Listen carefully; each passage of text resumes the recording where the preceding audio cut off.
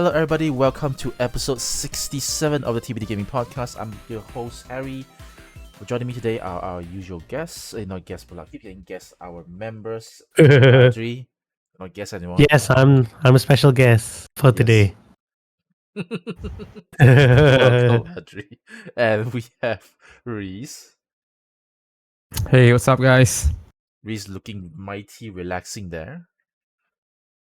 Yeah. It's been a very busy 2 weeks kind of cycle. But yeah, I'm okay. finding my space a bit more this week and maybe next week. So yeah. Good. And I can't help but wondering, Audrey, do you change your mic or is that something else? No, it's the siren, the razor. Maybe I'm looking differently. You put sideways, is it? Yeah. Okay. Cool. It's sideways like that. I wish I can do it as well. Mine is supposed to do it that way too. Goddamn. Okay, cool. Okay. Zergg is not here yet, I suppose. Probably saving lives. Yeah, he's probably busy saving lives, and who knows? He might try to join in while he's performing surgery again. Yeah, he's that like day. a Superman. He's like a super doctor. I'm pretty sure that he's doing 2 surgery at the same time. So which is why. Yeah. Short-handed, True. not be able to join the session. So if he joins later, that means that he's doing 2 surgeries at the same time and also doing podcasts. Yeah. Okay. Amazing. What an amazing guy. How many hands does he have? You see Dr. Blackjack? I don't think Dr. It's Blackjack Gilgamesh. has time for that too. Dr. Blackjack is doing one patient at the same time. Blackjack is doing one patient one time only. Like each time. I'm like, wow. Okay. Alright, cool. Let's get started with our usual question. Where we've been playing we have been off for 2 weeks. So let's share what we've been playing. Do you want to share first? Oh yeah, okay. Wow, this week alone is quite a lot of stuff coming out near the end of the week. Let's start with the PC Game Pass games. I tried Flintlock, the Siege of Dawn, which is a lot of people say is a Souls-like, but I would rather say it's like Jedi Survivor like, because it's almost like it with the platforming and the view and the how you fight. So it still got that Souls-like stuff, but they don't have the dodging. Has no stamina, which is interesting. Usually Souls-like have that. Nice. But the interesting mechanic is the fox thing called Anki. That creates some very interesting different gameplay than your regular Souls-like. So it creates like a, what's that thing? Stagger bar. Yeah, compared to if you play other Souls-like, you gotta deflect or parry or whatever. But this why you use Enki to create a curse. Yeah, I remember now. It's called curse. You curse the enemy and then you break their armor or whatnot. So yeah, I thought it was pretty interesting. And the gun mechanics, people thought it would be like Bloodborne's gun mechanic, but it plays a bigger role. The guns in Bloodborne I saw was like pretty weak by itself, but it's pretty good in counters or deflect and whatnot. Trigger, Yeah, but this one is like, it acts like an actual gun lah, but it has, but if you unlock the skill, you have like counter shots or charge shots. So yeah, so it feels different. So it has its own thing, which I'm interested to play again down the line. I'm just entering a new area. That's about it. So that's about my Flintlock journey. Other than that, Kunitsugami came out today. Wow, 2 games actually came out today. Kunitsugami and Dungeons of Hindenburg. I played both today on stream just now. So I tried Kunitsugami. I ended where midway, 2 levels of the demo. Yeah, I played the demo earlier this week, which I was pretty impressed. So playing the full game was like, it's just amazing, especially when they give you the Okami stuff, like the costume for all everyone, and the weapon, the Susanoo weapon, the blade. Yeah, and then the music. Oh man, the music, man, the Okami music. Not to put aside Kunitsugami's music. It's pretty good by itself, but the Okami music they remix together with the Kunitsugami's instruments and whatnot. Like, oh man, that brought me back the first time I played Okami Oh, on the nice. PS2. PS2. It Oh was my amazing. god, PS2. It was fasting time. I remember fasting month. Yeah, Because I play I think so. Okami, man. I play Okami. I wrote I brought Amaterasu Amaterasu. on the fields. Like after the first village opened up, right? It becomes an open world ish. I'm like, Oh yeah. wow. So that feeling came back in Kinusugami, despite it not being open world. It's just the feeling was there because of the music. So kudos to Capcom lah for bringing Okami in a different light in another IP, which is great. I like them. I like them doing this cross promo, cross IP crossover thing. I love it. I love. They did it with Exo Primal first. They did it with Monster Hunter, like way back when, and then they're doing it with Street Fighter and all that. So good on Capcom for keep doing this and makes it even better every time. It's So it's yeah, it's nice to know that uh, such game as like Okami is definitely still under Capcom radar. yeah, I think it's not a big franchise. I mean, you don't see a lot of games from Okami, but then they still put. I mean, you can feel that there's a lot of heart into it. So yeah. I'm so happy to know that Okami still this after this. Well, that was way back then in 2008, was it? 2009? I don't know. 2000. Oh 10, is it? crap! Yeah, it was. No, I think it's earlier than Yeah, that. yeah, maybe earlier than that. So and Yeah, then it's still got the limelight throughout yeah. Capcom. Yeah, I it's hope nice. they people seeing this Okami crossover they put a sequel or whatever because Whatever. those costume details are very good, man. Especially I know Harry you didn't like the Waka costume, but I was looking at it and I'm like, wow, if they create another Okami game but Okay. Yeah. slightly detailed like how they did Kinesugami, oh man, that would blow my mind. Like, oh my god! I mean, I they're definitely gonna figure out the aesthetics of the old game and then a new modern twist to it.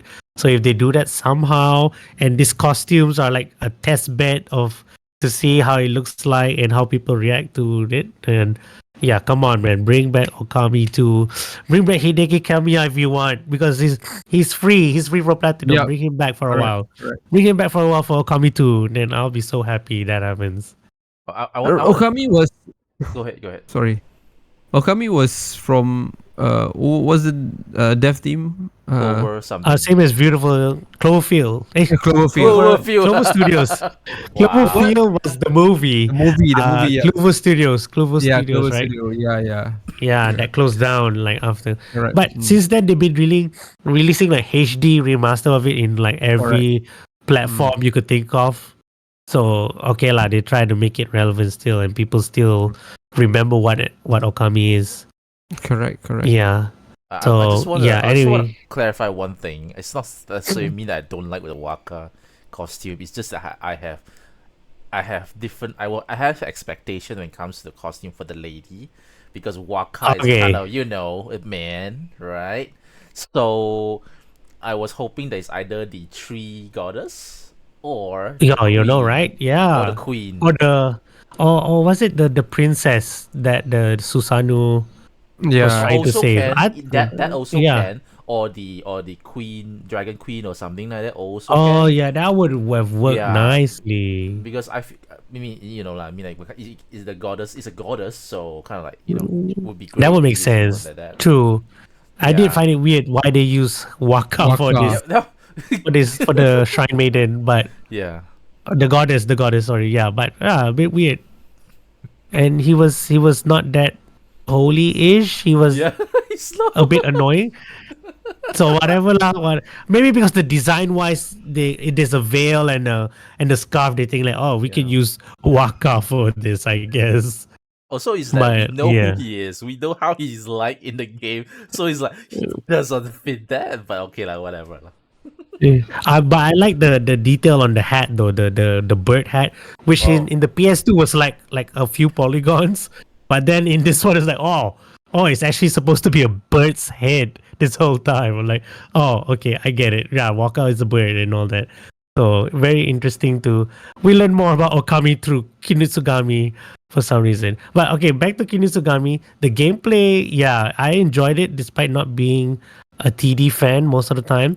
But the way to make it like I was worried that it would be overcomplicated, but they somehow simplify it in a way that you can understand and know what's going on, and you know your roles straight up. So it wasn't intimidating to me. So thank God they released that demo, so I wouldn't be like oh my god. But also the action, the combos, like the moment I start fighting as Saw, I was like, oh, this guy, if he appears he's confirmed to be in a Marvel vs. Capcom or a fighting game for sure because he has all these combos.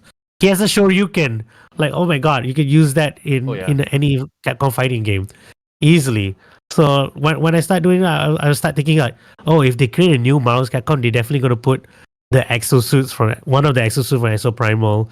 Gonna put Saw. Gonna put Frank West, I guess the new remaster Frank West. So yeah, I can't wait if they announce it sometime, the new Marvel Capcom game, whatever.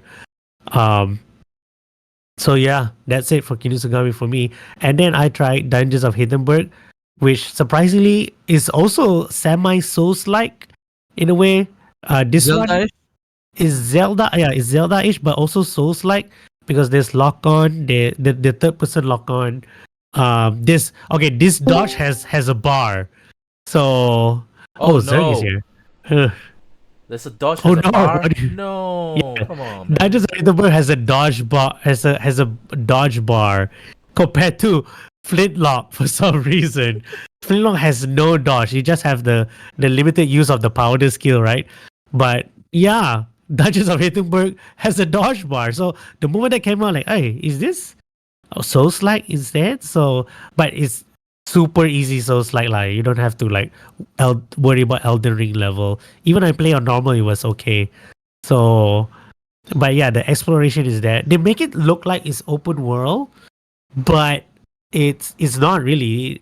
The environment just look open, but it's not as big as Zelda. There's a lot of transitions between maps. It's like almost like FF7 Rebirth, but with more segmented locations. But they did they learned something from Breath of the Wild and Tears of the Kingdom. Like if you put waypoint, they put a whole light up to the side, and then the way they what's the thing, arrange their mountains or their tall verticality in a way like they make you like curious, like how they want you play Breath of the Wild. Like from afar, you can see something, and so yeah, they did take a bit from Souls like, they take a bit from Zelda.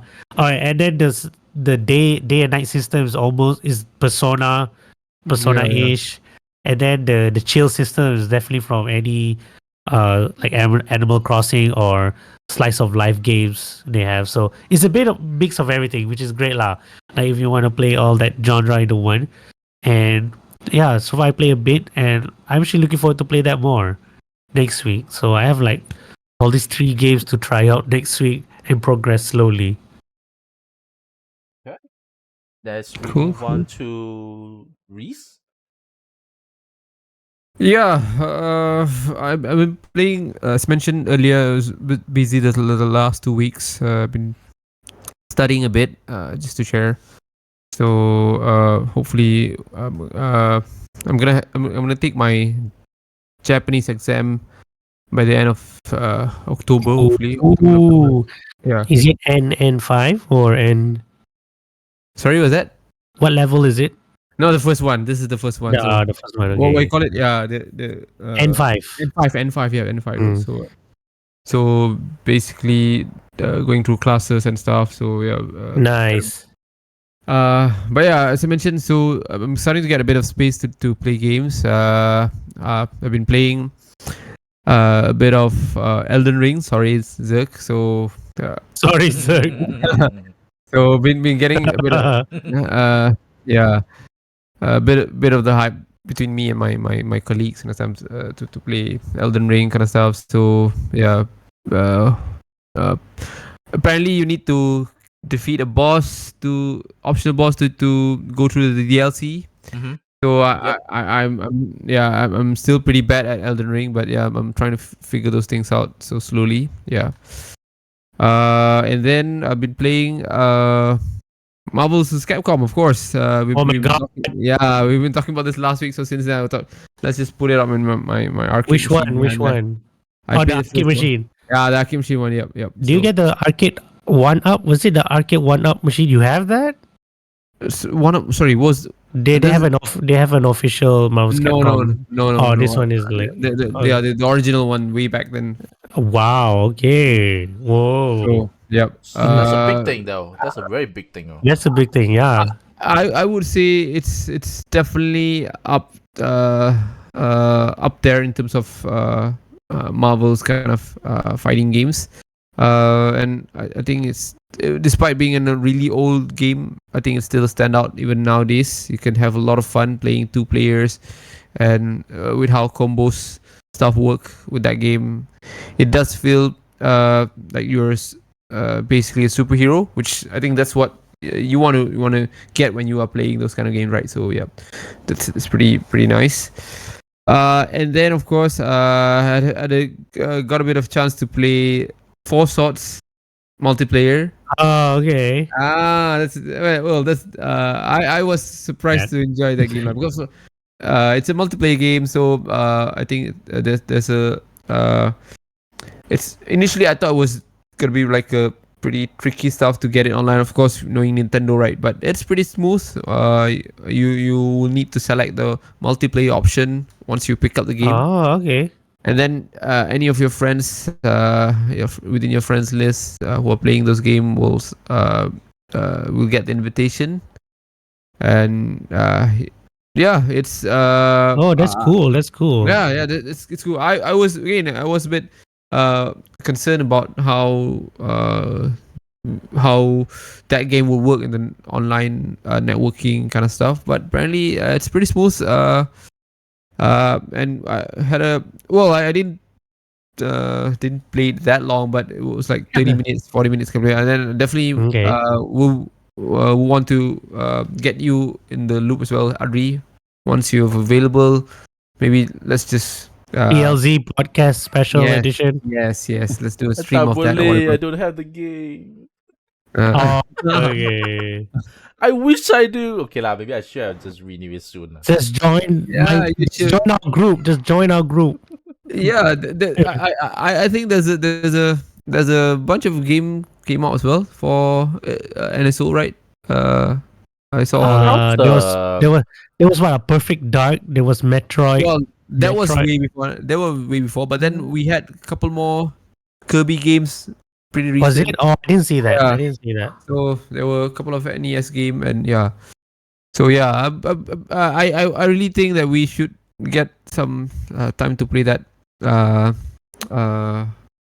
online multiplayer game. Sounds like gonna be a really fun kind of treat. It's a short. I think that game. I think you can complete it within 3 hours. Pretty short kind of game, especially the nature of the game, right? So yeah, if we can grab some time to play that, that'll be amazing. And of course, been touching a bit. Oh well, not sorry. Last week I've been playing First Descendant. But then I think I somehow I think I there's one point Zergg. I managed to see Zergg in the game, but then I think I'm so my level is pretty low, so Zergg was telling me you finish up my quest first, and then I was like, okay, I'll do that. But then eventually I didn't get the time to do that. Zergg is like finish up the quest. Yeah, exactly. But I'm gonna be a bit honest. I think it's pretty new to me to play those looters kind of what we call this. It's a looter shooters. Looter shooters. Looter shooters. Yeah, correct. Yeah, pretty new for me.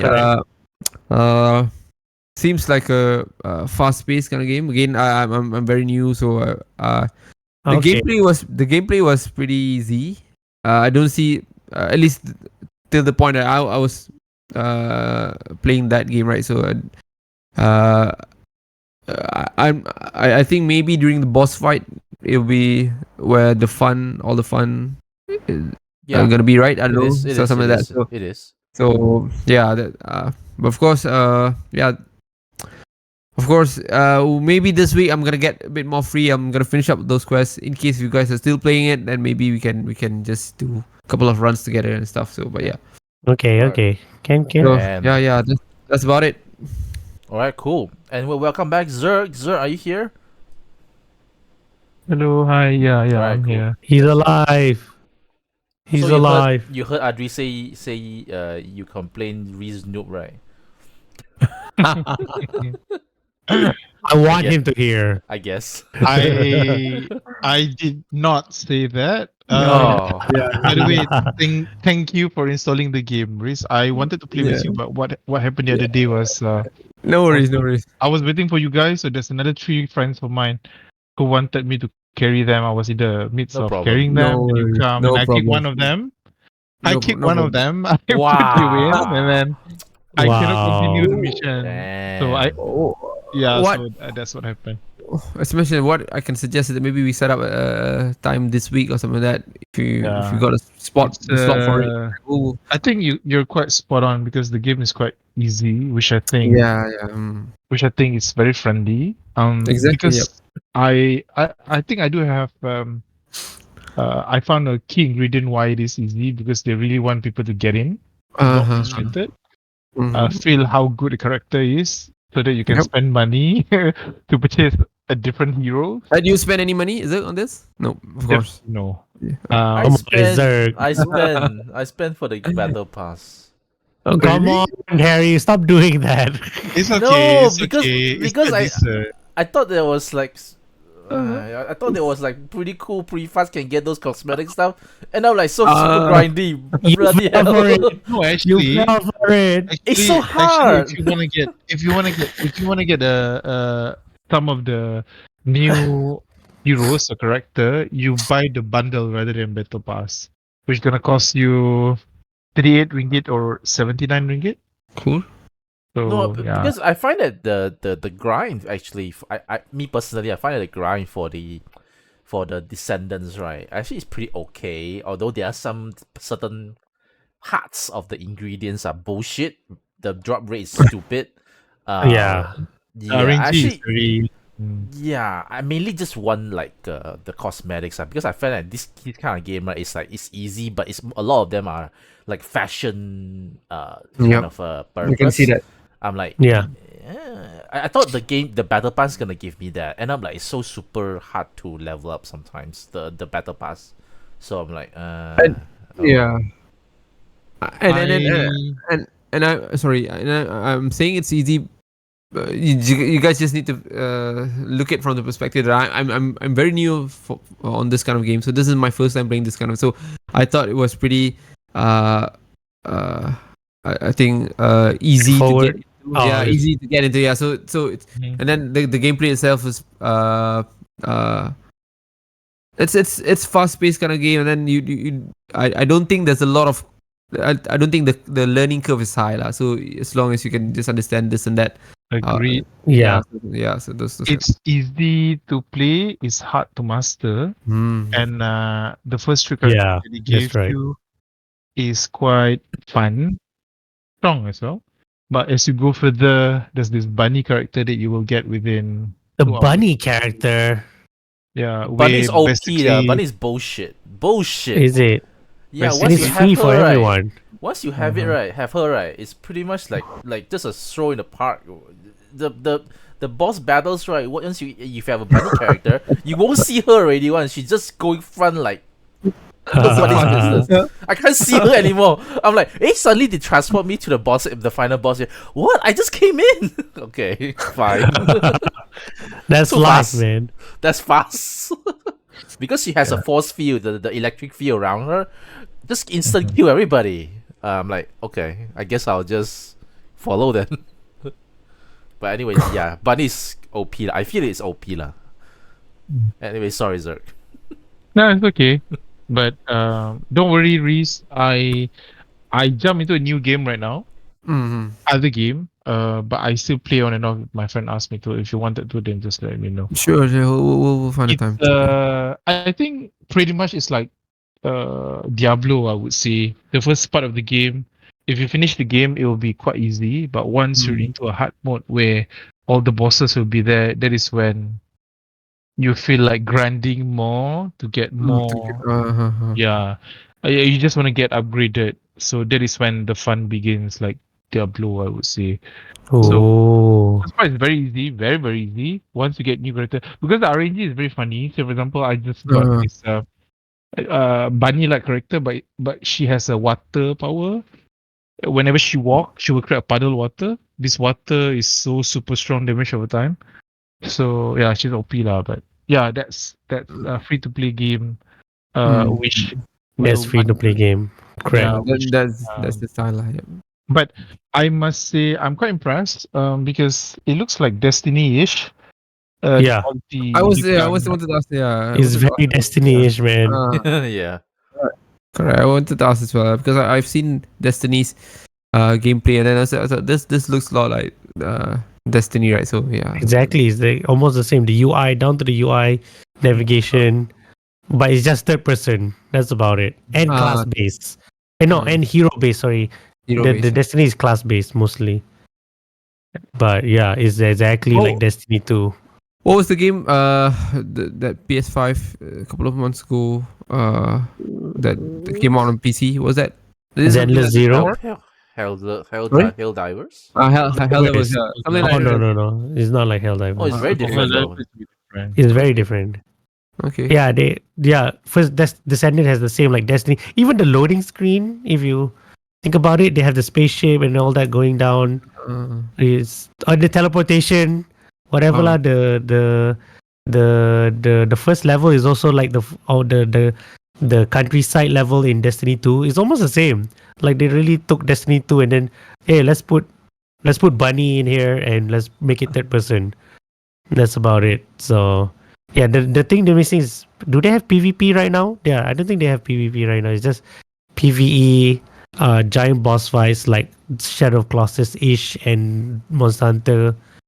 And yeah, they just took all that element and put it there in the first Descendant. Okay. Interesting. Any other games that you played, Zerg? Yeah. Apart from that, because 2 weeks, right? Yeah. I played Once Human, another free. Oh, I mentioned it in the group, I think. Yeah, but it's available everywhere, I believe. It's free as well. PC, and it is free to play. Oh. It is a different open world survival crafting game, meaning to say that if you imagine yourself playing Days Gone or Nice. Days Gone. Okay. Nice. Yeah, I like Days Gone. I can try and download that. Yeah, so basically, you're grinding, you're building, you're crafting. So it's quite fun. We were playing with a group of our friends as well. So basically, you can craft your weaponry. You can even build your houses. So you like can houses. Owl? Something like Owl? Is it? Mine is house. I was only a few hours into it.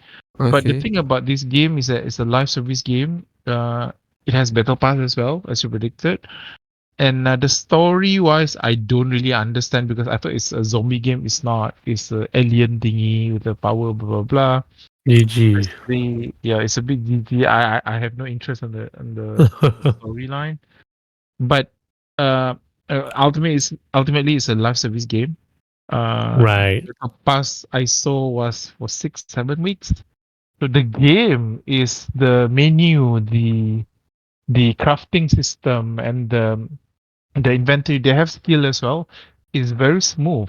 I really appreciate that, and it looks kind of beautiful as well. Because when you first start playing the game, you can build and even customize the character. That is super fun. Some people may spend like 6-7 hours into that, but again, if you play with friends, it will be fun. The combat is generally pretty basic, but the monster are very weird. You have all these houses, moving houses, and yeah, it's very weird little creatures that you need to kill just to loot something for you to craft. So yeah, and the last game that I played, was it last game? Last 2 games that I played was Plain Lock and also Dungeon of Hinterberg. These 2 games I spent just 3 to 4 hours. Oh really? Is that short? I don't know. I just spend 3 to 4 hours on each game. Spend I only, didn't say spend that. only, Adri. Spend only, spend only. Okay. I'm Not not finish. saying I'm Okay. I thought you finished. No, because Zergg has that reputation already. no, Sudah I don't. keluar lah habis. I thought you said, oh, we can finish it in 2 to 4 hours. Like what? No. I think Finlock. As I was into the game, story. I mean, Yeah, the story is good. Yeah, the story is quite good. It's about a redemption to the god when I kill the god and everything. Wait, this Dungeons of Hinterberg or Flintlock? No, he mentioned Flintlock. Oh, okay.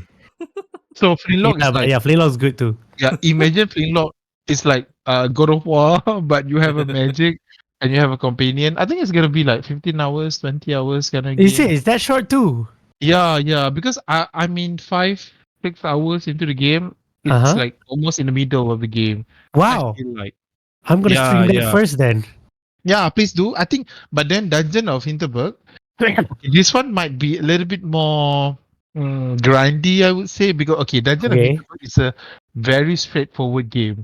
Basically, once you start playing the game, they will just say, "Oh, I'm a girl who is so busy being a intern lawyer. Yeah. You go for a vacation." Oh, you played the game as well, is that? Yeah. So, yeah, but the one thing that I don't like is the theme, the social theme that you need to interact Persona. with people. Oh, they tried to do the it's- persona-ish. Yeah. Oh my god, okay lah, it's kind of fun, but looking at all the games that we have, I think. Like Persona. But I don't know whether you notice there's like a Zelda kind of. Yeah. Oh, you were saying that Yes. just now, was that? Yeah. So, I was saying. yeah, some of the puzzle very annoying because you need to unlock Oh, I just finished the first dungeon, the beginner's dungeon. please go to second and third. The fifth day is very fun. Basically, you have Okay. morning, noon, evening, and night, right? Yeah. Evening is for you to just mingle around with people, get a social. But one thing, they don't have attribute like strength, intelligence, dexterity. Oh, like What Persona they have, doesn't have the thing. yeah, but what they have in Hinterberg is they have this relaxation, renown, and this level. Oh, okay. You finish conversation with one person, you will gain 1 or 20 points of relaxation. Some of the weapon sword actually will require a certain level of renown or relaxation. So it's Oh. quite fun in that, but it's a very relaxing, I would say. The puzzle is trying to be like Zelda. You have this bomb that you need to explode, open up, blah. So it's a bit relaxing game lah. I think, yeah. I think those are the games that I'm playing right now. Cool. Hey, I think the games I played, you guys mentioned it as well. The one I played the most, definitely for the past 2 weeks, at least for the first week at least, was I keep forgetting. Is it Last Descendant or the first Descendant? The first. The first. Right? Was it the first? Yeah. Someone keep misleading me to say the Last Descendant. I keep The last. one. That's a different game, right? I don't Sounds know. like a movie. I think the Last Descendant is a I'm- movie. It is a Was it? maybe a movie. Yeah, Was correct. it? Oh yeah, shit! I got mixed up already. Okay, the first, got really into it the first week. Grindy lah. But I do like the whole gunplay, everything. It's pretty fun. Until I just recently got the third girl. I think was it the girl that shoots, that can cause poison. Freya or something like that. Okay. So yeah. quite. I mean, after using Bunny and get master her already, suddenly use Freya, right, become very weak again because Bunny is really easy to use and she's really fast. Her force field is I feel it's very OP lah. Then suddenly use this girl where she moves slow. Her attack was poison. Take quite some time. There's not much in terms of AOE. Only on maybe the third or fourth skill. Only is a bit more AOE. But being able to shoot people, poison them, and then see the poison spread around. That's pretty fun. Reminded me of a character in was it Red Alert 2 Yuri's Revenge? There was a sniper girl. Once you hit a unit, you cause poison gas and you spread around, so that's pretty cool. But after that, I got really fatigued lah. so I'm stopping it for the moment. So later on, I'll go back in again. I just need to maybe just rest a bit when it comes to that game, because that game I've been playing that like at least 1 or 2 hours for the first 2 weeks, for the first week at night. So like, it's not to say that I didn't commit. Like, I did commit, but I don't know why I pay for the battle pass. But anyway, that's How one. much was it again, Yeah, Harry? it's pretty okay. The reason why I It's don't not like to 100 ringgit, right? no, it was I was like considering as well initially. it was like 30 something, or at most 40 something. Yeah, That most it's yeah. I think it was pretty close to Star Wars Hunters, the battle pass. So because I see the price, okay lah, just give it a try. Then I realized that it's so the progress is not that fast. Star Wars Hunters, you go up pretty fast, and then you get stuff pretty fast. Whereas That's right. Whereas the first incident is quite slow lah, but I'll give it a go. There's still quite some time. Battle Pass review from Harry. No one. I cannot commit lah. Seriously. Seriously. Next game that I want to highlight is what else? Kunisugami. Kunisugami. I played the demo and loved it.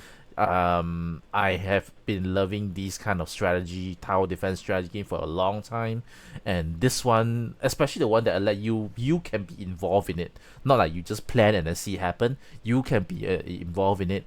So this one really takes my interest. Love the Japanese aesthetics. The demo is pretty cool, and then I just played not long ago the full version just now. I only finished like the first mission, the one that in the demo lah, but then having it a bit with a twist, with the Okami twist, the battle music, it's pretty nice lah. I would say it's pretty fantastic. I really didn't mention it, but that costume, right? It has that Isun. Isun is hanging. Where? Oh crap! I gotta see it again. Isun is hanging. I need to see it. You should check it out. She's still there. Yeah, he's still there. He just don't talk. I my kind of wish that he God. would talk. Maybe just a little bit of a sound effect. That would Or at be least cool, show the bouncy effect. I would have been. yeah, I would be so good. yeah. Iso is there. Seriously, when you see up close, right? He's there. So pretty cool. Other than that, Dave the Diver. Where am I? Dave the Diver. I reached a dragon village, sea people village. Yeah, I think so. I reached a sea people village. Oh, sea people.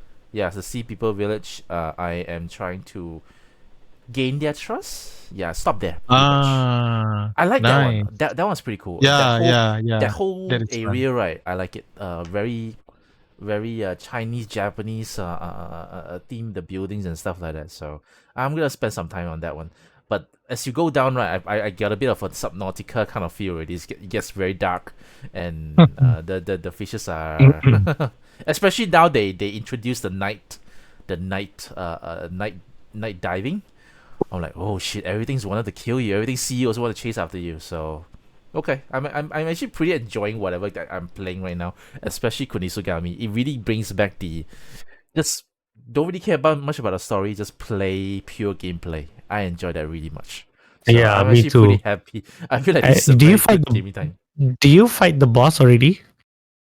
Not yet. The demo boss in the full game, I mean. This not yet.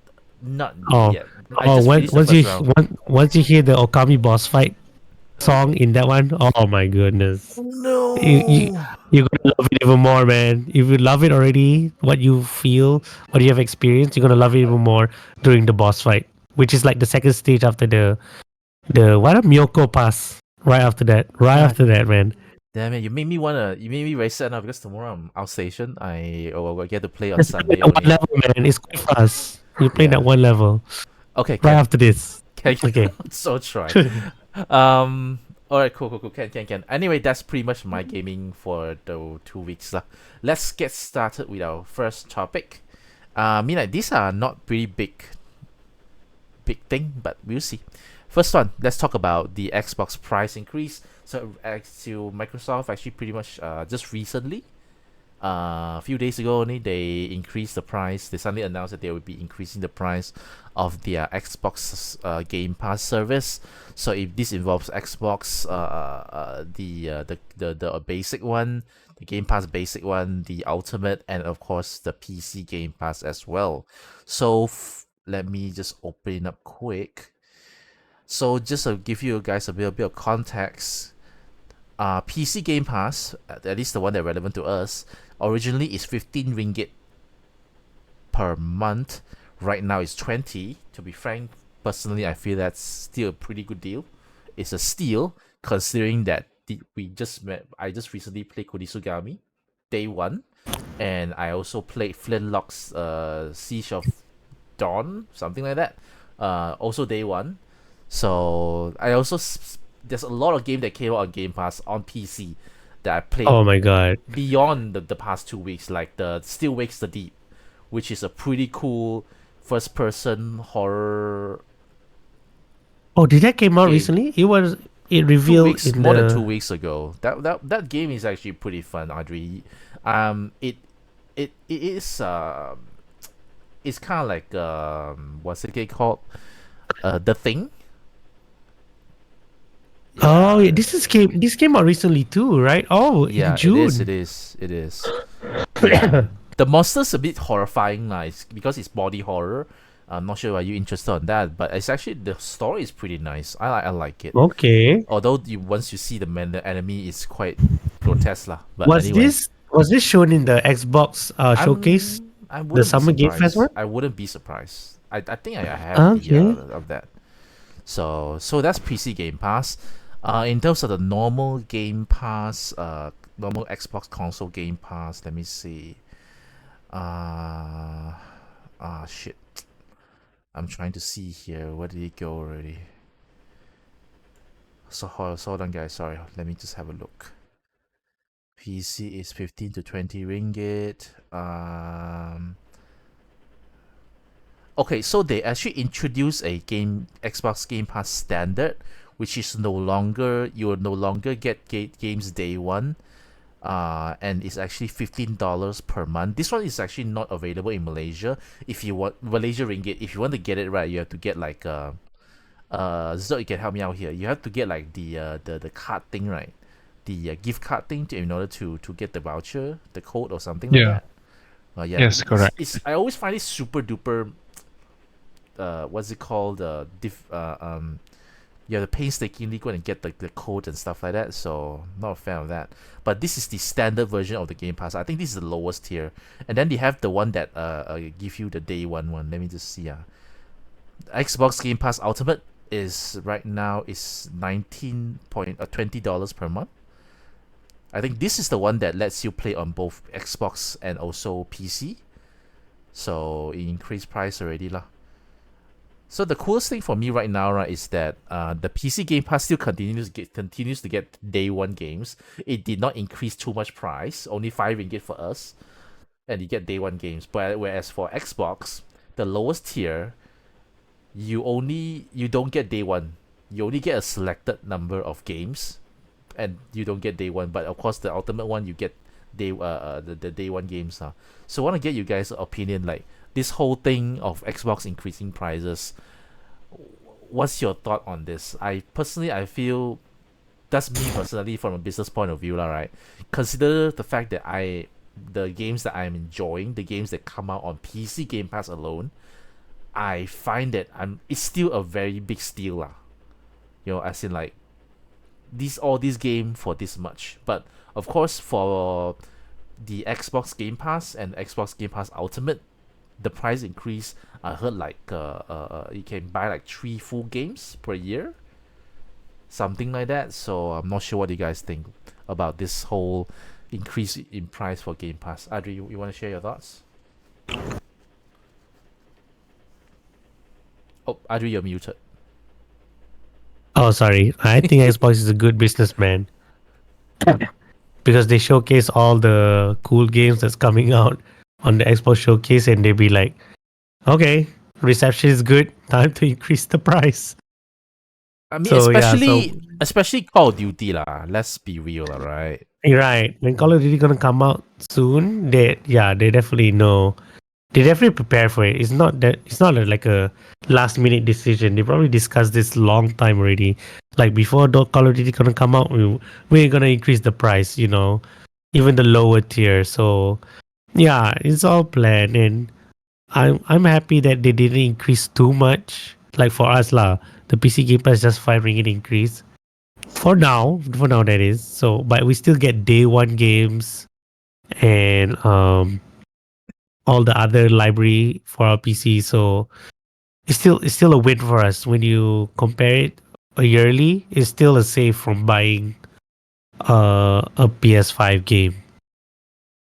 Yep. I don't know if my right. Yeah, my math. Yeah, correct. Yeah, it's like 240 a year. Yeah, 240 a year. Yes, correct. 200. It's still it's already a PS3, PS5 price, but that's for 1 year. You get all these List. catalog or whatnot, all these day one games. For this year alone, there's gonna be a lot, right? There's like Expedition. Sorry, what's that? 33. What's the Expedition Expedition 30? 33. Expedition Yeah, 33, right? Was it? yeah, It's your Expedition long name, 33. long Yeah, name, long name. It's okay. Don't long don't name. don't get upset. I know. I'm thinking the big name that they put in the title. There's Flintlock, and then there's the Swamp one. Oh man, but yeah, there's quite a lot of cool games coming out this year soon. So and also the new Gears of War and all the stuff. So I'm still okay with the price hike, to be honest. And yeah, the Capcom lah. Xbox is really smart about all this. I, So I have a yeah, question, right? How much the PC Game Pass is gonna increase to the point where you feel like it's not worth anymore? What's your threshold? Currently it's 25. Currently it's 20. What is your limit? What is your barrier? Yeah. maybe if it doubles like 30, right? I don't know. Or maybe because yeah, when you look at it, yeah, sure, it's still increased by 10 or double is 30, but yeah, I don't know. I don't feel it's the feeling of paying double the original price makes me feel weird. But then that's inflation for you. We've been paying double for everything, or even triple. So I, I'm I I'm asking because I'm just curious because I keep looking at the whole library, the games that keep coming out. And I'm like, actually, I feel right. A part of me thinks that if they charge 50, I thought still okay. Then I like, I don't oh, know. We'll see. We'll see. Like what do they have? Like let's see how my financial is the in the future. But overall, I'm still happy with what they have right now. Hey, I just when is it gonna charge up again? The September. I okay, think I thought something September. okay. I, So yeah, I got the SMS that I got charged still 15. I'm so happy to see that. I'm gonna miss 15 ringgit for sure. okay, can. Then move on to Reese. Reese, I know you don't subscribe to Game Pass yet, but you did mention before that you are planning to get Yep. an Yep. Xbox. So Correct. as we mentioned just now, Xbox currently, if you want to get a Game Pass, you have to do the painstaking stuff like the like you have to get the gift cards, you have to get the code, you have to punch in, redeem it, then you get your punch in. Well, you get your Anyway, you Uh, really increase I the price. think What do you think? it's bound to happen. That's the simple logic out of it, lah. So because uh, uh, it's always been puzzling on how does Microsoft handles at the cost kind of s- cost kind of I would say cost kind of mechanism that they are running with the developers on the Game Pass rights, because I believe there's a tracker on the catalog that tells how long anyone is playing a specific kind of game, and then there'll be a charge to the developer, some kind of rate. And based on the list that we are currently having, it's definitely a big list, and then I think whatever that Xbox charged before this is definitely at a steal in a way, right? So you're getting so much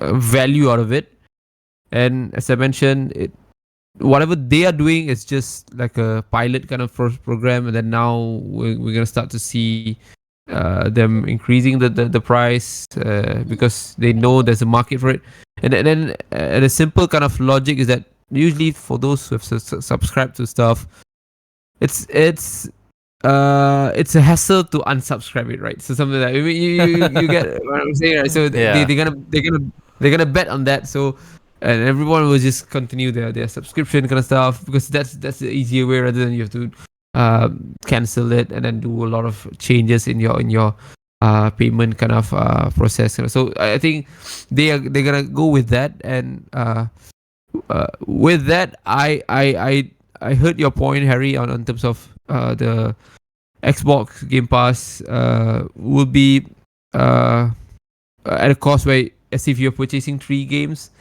a year kind of stuff, right? And then that is definitely I would say in a way it's definitely a cost to consumer, right? But yeah, of course you don't own the game. Yeah, that's one thing. That's you'll never own the game because it's just like a rental kind of stuff, right? But yeah, I think it's there's it's basically we gonna go through with this moving on. So they'll set up like another year. There'll be a bit more increase on in terms of the value that they're providing to us will definitely diminish as it goes, right? Because as the value goes up, you will start to consider whether it's worth it to subscribe to this. But for the PC ones, I believe maybe because they know there's a bigger market in PC, right? So that's why they still want to maintain that so that they can get the big chunk of the market going through Game Pass. I mean, Steam is a very good example how huge Steam is, right? So yeah, it's a bit confusing. Sorry, it's not confusing. I think they is it me, or it does seem that they are following Sony's footstep on this, because Sony have those layers of subscription as well. They have this couple of tiers, right? If I'm saying, they've got 3 tiers for Sony, right? Yeah, so deluxe. Back then it was supposed to be easy for Xbox because it's gonna be like one-off kind of thing. Oh, sorry, one kind of version of it. Of course, they have the PC version, but then it's almost similar. But right now they have those tiers as well. So the day one kind of things are not gonna be applicable to everyone moving forward. Yeah. So that definitely will change some view, but I think nowadays it's common for people to wait for some time to get those games, so long as you can get those games, right? I mean, we know there's a lot of scenario where you need to pay extra for early release, early pass for that game, right? I think Starfield did that. Was it Baldur's Gate? So a couple of games did that to get just additional few days earlier. You need to pay like a premium price to get it. And going back to my point earlier, so even if you need to wait for like couple of months before getting those game, I don't think it's a big loss. A lot of people get. We have a lot of catalog right now. There's a lot of a lot of games that we haven't completed, so people can wait. So that's what I'm saying. So the day one kind of thing may not be the biggest drawback moving forward. So a lot of people can just be patient. Oh, we're just gonna get that game in a couple of months, right? So nothing to do. Yeah, so those kind of things. So yeah, I think this is something that is has been expected, and right now we're getting the first wave of it. So yeah, that's what Xbox doing. Okay. It's nice. Sorry, just to add a bit. It's nice to see. Oh no, sorry. It's my bad. I am I mean, it's odd to see that Microsoft is really going off tangent in terms of their console market, right? So, uh, because I've heard that a lot of their promotion nowadays are not they don't really focus on their hardware, but rather Game Pass, and Yeah. they are saying that you can play their games even not by not having their machine kind of stuff.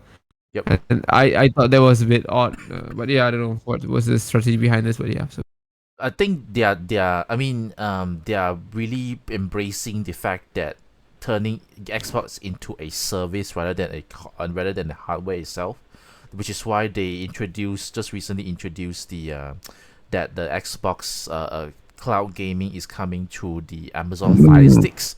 So it's kind of like yeah, yeah. your Google Oh, I saw TV and that. stuff like that. Yeah, yeah. So I saw that. you just plug in a thing to turn your TV into a Into smart yeah. features, and then one of the apps turns out to be a Xbox Game Pass app. So but at the end you're only enjoying the games through cloud lah. So you still have to buy an Xbox controller if I'm not wrong. So that's the cost there, which is Xbox controller is not cheap also.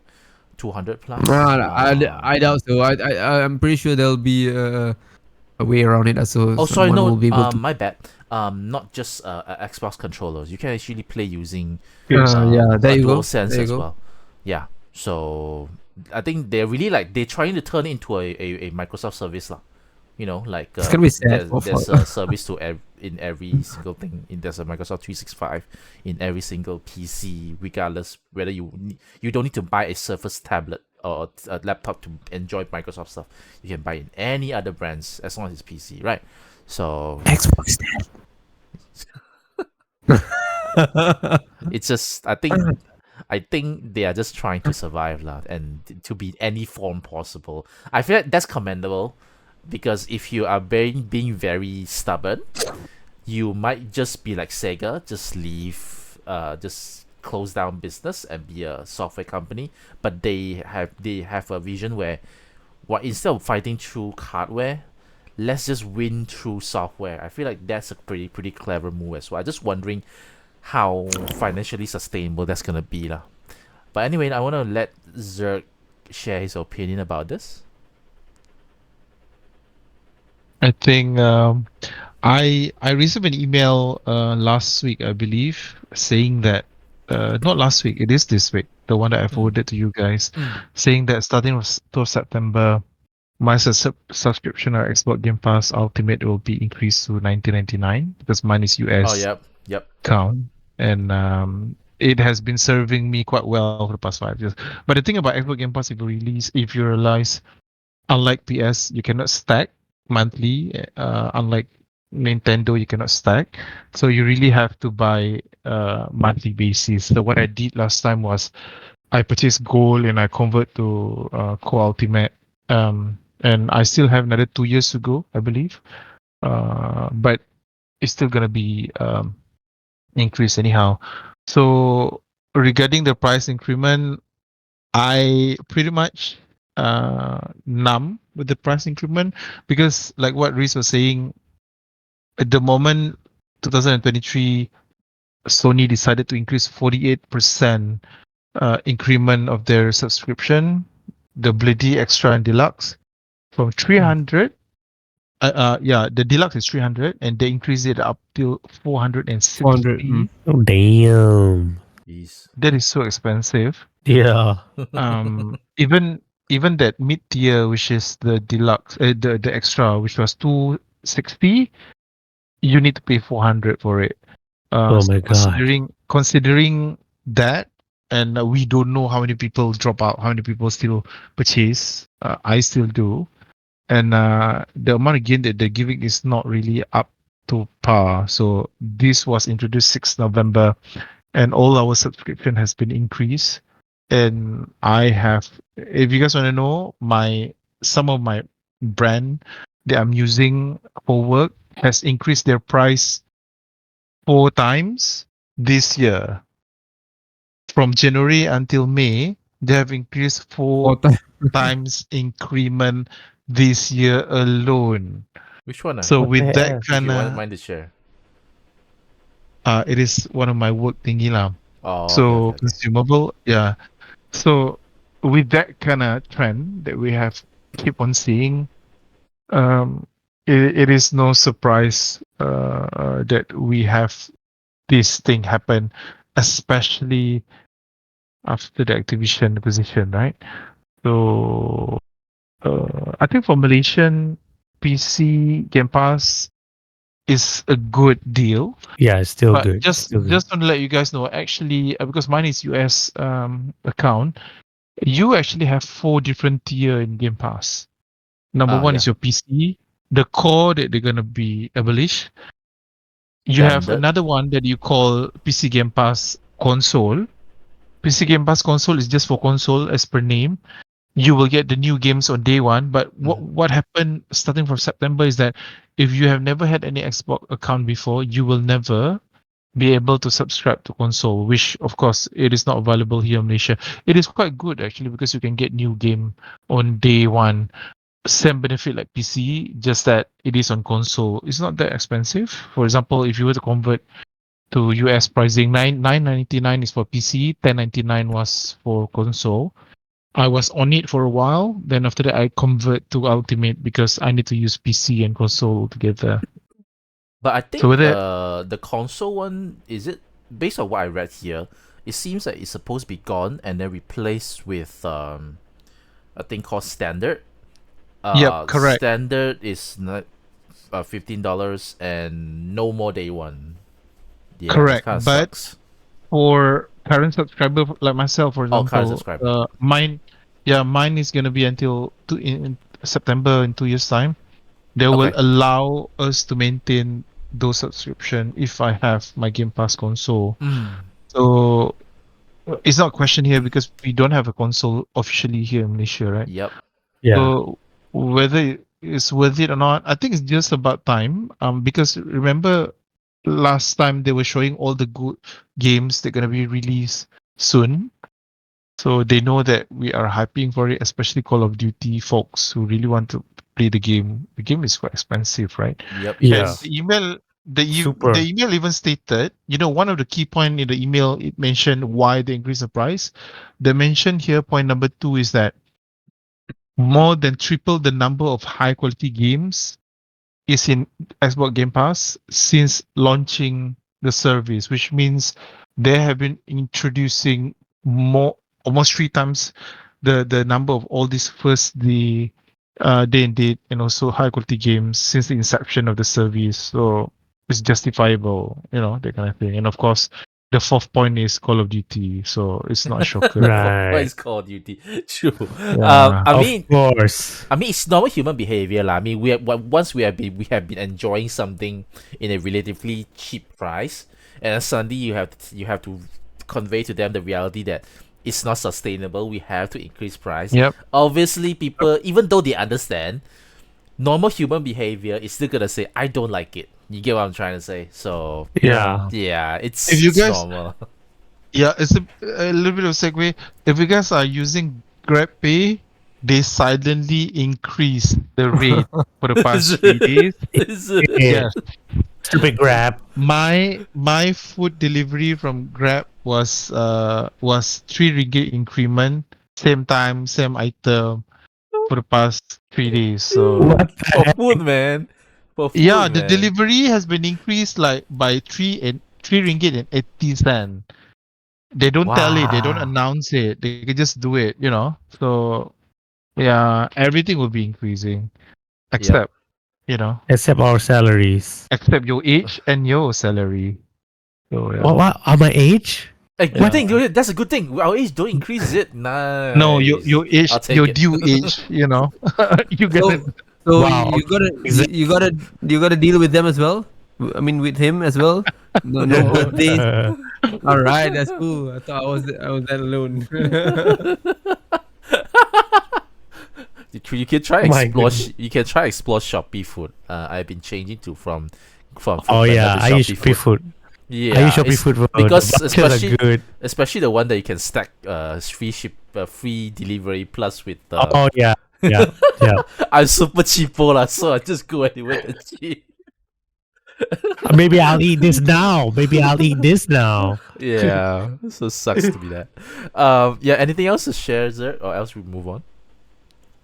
Nothing. But All right. I think for Malaysian, if you guys still wanna try, oh yeah, surprisingly enough, 2 days ago, my friend just purchased an Xbox X Series. He's from Okay. Borneo, so I told him about the price increment. So he just purchased. He just followed my footstep just before September to Uh-huh. buy that whole 3 years of subscription. So he's happy with it. He has never used any console before Oh, Oh, nice. his whole life. So interesting. I don't know what I Right. did, but Very interesting. You don't know what you did? yeah, I don't know what I did, but his first impression was okay. My first console gonna be Xbox X. So Reese, Okay. it is not for you to buy. Okay. Maybe it is a bad call because I think the price comparison that they're seeing on the price of the game that you need to purchase per unit in PS5 is extremely expensive. So, Yeah. Yeah. Mhm. So Oh, are we that's good. saying that? Are we saying that if Reese has the intention of buying an Xbox, in order for him to save, he should buy before September and subscribe the to Game Pass first. subscription, yeah, I think so. Reese, you need to All hear right. this. All Yes, right. get in, Okay. Maurice. Thanks. Get in now. Yeah, Thanks for that. because after this, you only have two options, right? In terms of Game Pass, one is the standard and one is the ultimate. But what you mentioned just now is interesting as well. Is it like not everyone is so interested to get games day one. So if you're not interested to get games day one, then just get a standard one, which is $15. But if you're the kind that wants Yeah. to get the games day one, Hmm. then it's Get the around console one. around $20. So something for you to think about. Oh yeah, it's around $20. Or else you could be like Zerg's friend, buy one now, or at least subscribe to Game Pass now, and then stack it for how many years? 3 years, Zerg? 3 years. Yeah, Right. 3 years. You can do it Yeah, up till that could 3 too. to 5 years. Yeah. Wow, 5 years. That's 5 years of gaming, man. 5 years of gaming. Right. All right, moving on to this next question. The next topic, pretty small as well. According to the ESRB rating, Link is supposed to be playable in The Legend of Zelda: Echoes of Wisdom, which is Oh. which is a surprise because it seems during the trailer, the reveal, it seems to me that it's supposed to be Zelda solo to adventure. So I just want to get you guys' thoughts on this. Are you guys happy that Link supposedly will be playable, or are you like me who thinks that let Zelda just have her own fun for one time? It sounds like the Super Princess Peach game. Like just let Uh-huh. it be full on, let Zelda shine in her own one game. So I'm more on the camp of just let her be solo lah. But I do heard people say that maybe Link's portion is just the very beginning. You know that Yeah, yeah. that teaser thing, the very beginning of the review where Link's just fighting through the dungeon and then fight Ganondorf. That's right, Yeah, Ganon. yeah. So I was about maybe to say it's that. just that, but Yeah. if it's just that, is it worth mentioning it in the ESRB? I'm not sure because I feel like it should be substantial enough to be in the description. So could it be there's more to it? So what do you guys think? Audrey? I think so because ESRB is supposed to tell everything ish sort of to what's gonna happen. I think because based on the summary, they mentioned Link first, then Zelda. So I'm guessing I think it's just the earlier part where you only get the sword and arrows to go through the dungeon, and then the moment in the trailer where he got sucked in, then you become Zelda. I think that is something ESRB needs to point out. Also, if not, people or I know people don't read the ESRB, but if there's some people that do, they'll be like, "Oh, I expect to play Zelda fully or something," and suddenly I'm playing as Link. ESRB didn't say that. So on Nintendo, I'm gonna sue them. Whatever lah, that False kind of issue. advertising. False advertising, yeah, that could happen. So they're just putting it out there to clear things. I thought for the trailer it's pretty obvious that he would be semi-playable, so I didn't think it was seeing this in ASRB would be a surprise, to be honest. Interesting. Cool. What about you, Reese, our Zelda guy? All right. Do you want Zelda? Do you want Link to be playable? Yeah, No. Wow. I had a bit of discussion about this in my podcast. Please, of course. So there's a bit of theory here that Oh shit! Here we talked go. Let's go. about. Let's So, go. There we of course, go. of course, No. Get ready your chairs, guys. So, Okay, So, hold on, let me get some water. so I think what Adri mentioned could be one of the way that you're gonna play as Link, because maybe there's a possibility that the Ganon fight will be a fight that requires you to use Link before something like that. But then between the those discussions that we had, some of them believe that Link could be as playable as Zelda is as well. So apparently, if you see on the book, on the what you call the box art, right? The box art, there is a Link in the box art. So usually when that happens, means that there's a high chance that Link is gonna be playable. But with the caveat here is that it could be something like Link gonna be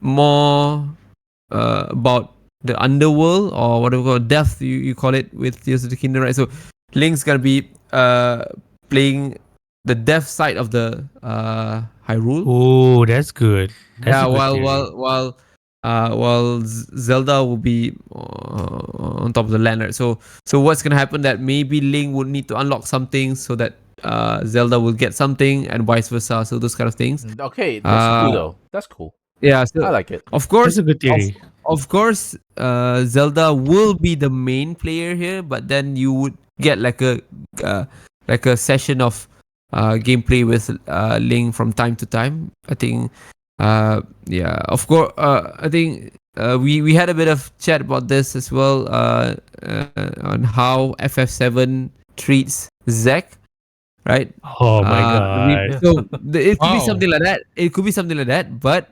Wow. So it's a walking simulator. It's a we're gonna have. That's what I heard. We're gonna have more than walking simulator. I believe there will be some requirement for us to play as Linked, so that you'll unlock some features on the ground of Hyrule kind of stuff. So and then Harry did mention that he prefers for it to be something like Princess Peach, right?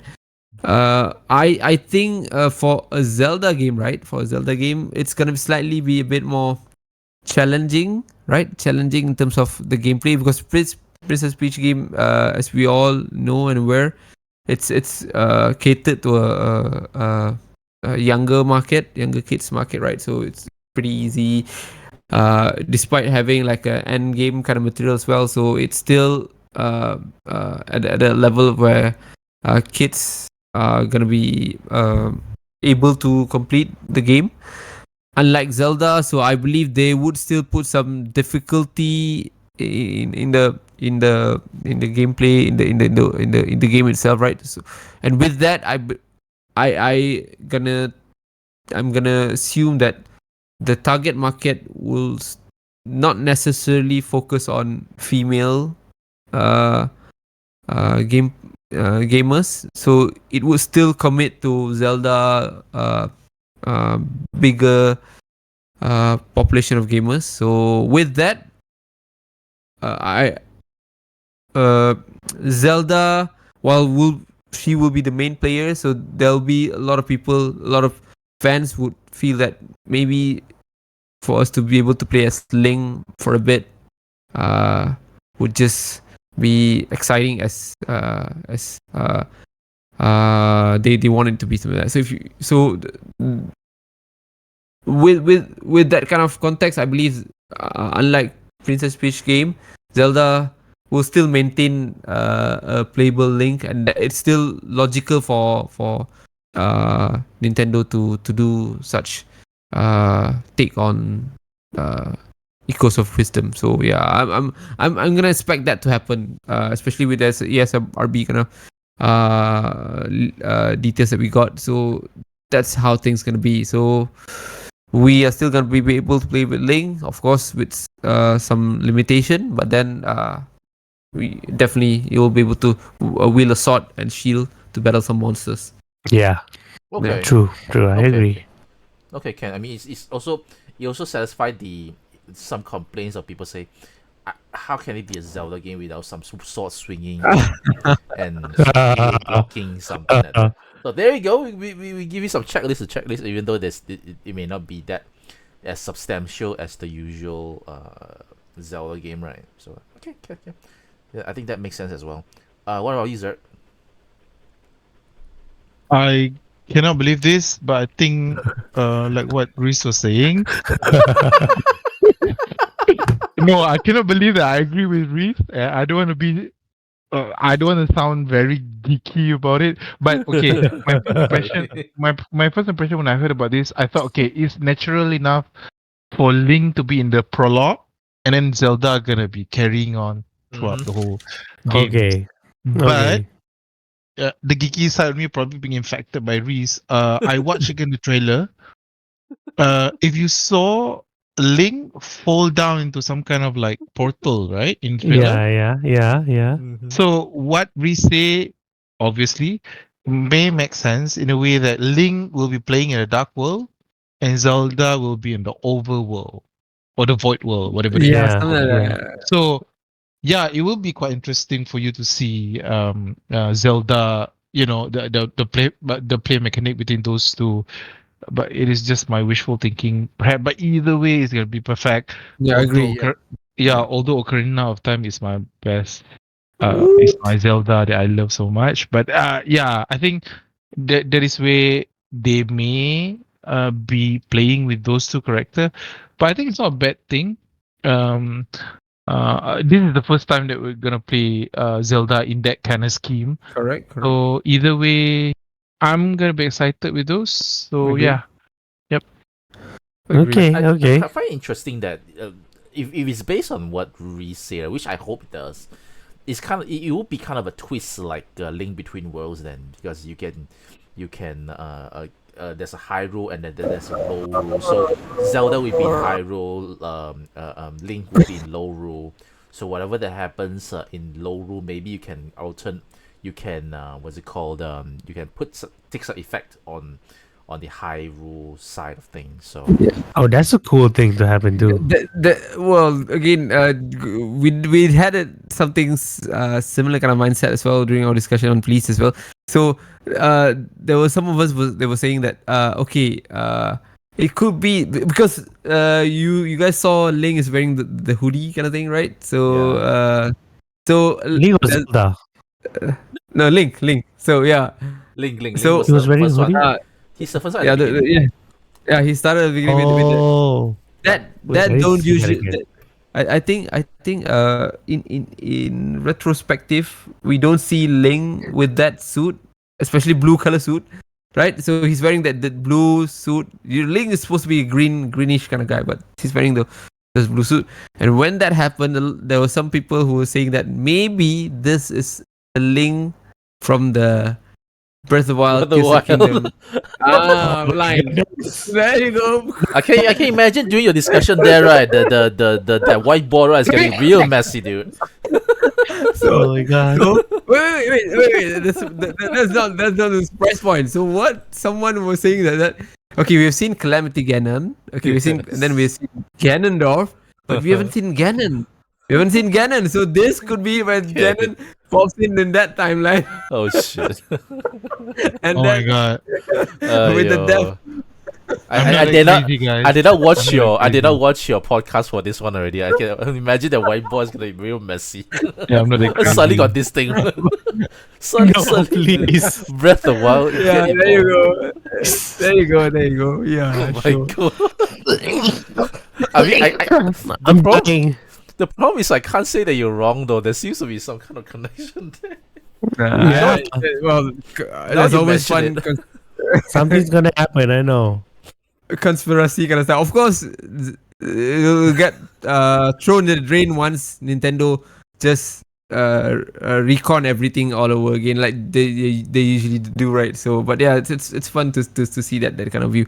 But just to share a bit, I believe we're gonna see a Ocarina of Time remake for the next Next year, My definitely. Yep. goodness.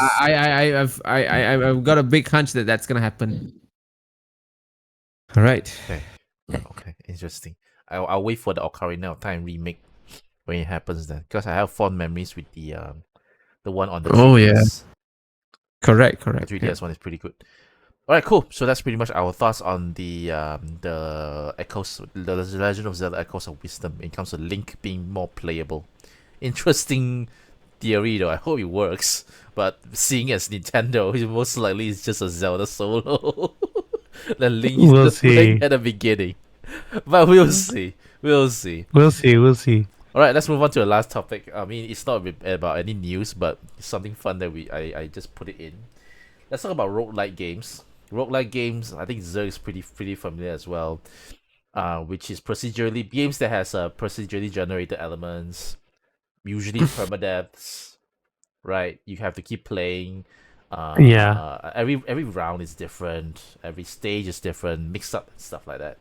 And once you die, you go back to the very beginning. But I think that these days they're being a bit more what's it called? Being nicer. They let you upgrade some skills, some stats, something like that, so that your journey you won't start from zero lah. You start from something that you earn through your past gameplay. So I want you guys. I mean, I just need you guys to share. Think about it. What are the games that you remember the most? Roguelike games that you remember the most. Maybe I give you guys some time to think. I'll share with you 3 games that I have in mind. First one is I think one of the very first few games I played on the Switch. It's called The Flame in the Flood. I think this studio I think last year or 2 years ago is being bought by CD Projekt Red, I think. Basically, this game, right, is take place in a world where water has basically it's flooded lah. The whole area is flooded. There's some small little lands in between. So you are a girl, mysterious girl, with a dog, and you're supposed to get from one land to another land. It's basically survive as long as you can through a boat. You need to juggle a lot of things. You have to juggle the boat. You get to stir your boat through the quick currents of the ocean, the river, the ocean. Don't get knocked by the obstacles, or else you'll drown and you'll die. You can die through hunger. You can die through broken bones. You can die through if you eat the wrong thing. There's a lot of ways you can die lah, but there's also a lot of things you can upgrade too. You can upgrade your boat.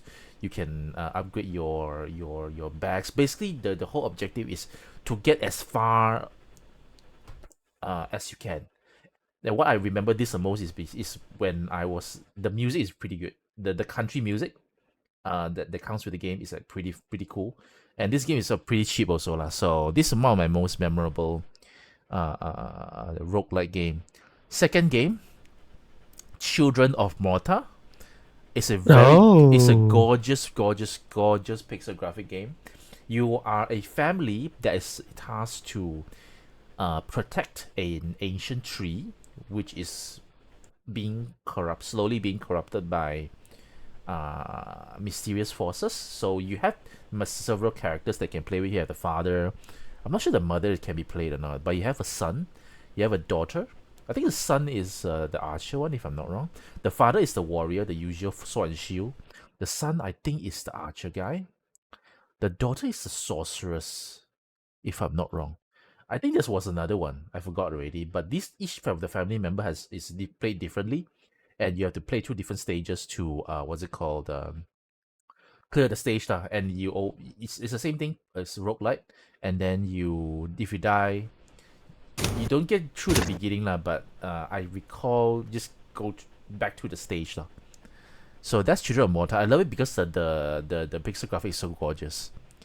And last one, again another pixel graphic, Death Road to Canada. I'm not sure you guys heard of this before. Oh yeah, I have it on my phone. Is it? Yeah, I think it's on phone as well. It's on phone. It's on phone. It's pretty much Oregon Trails, but in the zombie setup. It's a good one. I like the pixel art in this one. Yeah, basically, you are traveling to Canada, obviously through the game name, and in between you have to get through the different cities. You need to stock up supplies. You have to go through inside different houses to stock up supplies, but zombies are everywhere, so you always have to manage. You have to think: do you want to go in this house or not, or do you want to go to somewhere safer? It's always a quick decision making process that you always have to think. I have to say the zombies, right, crazy one. There's a lot of suddenly there'll be a lot of zombies coming in, man. So you won't survive like if you just don't strategize. So Death Road to Canada, definitely a very memorable game. So these are my three games. Nice. You don't have to choose. You don't have to share 3 games, or even if it's just 1 game, whatever it is. But just share something. Who wants to start first, Adri? Me. I got my 3. Okay, cool.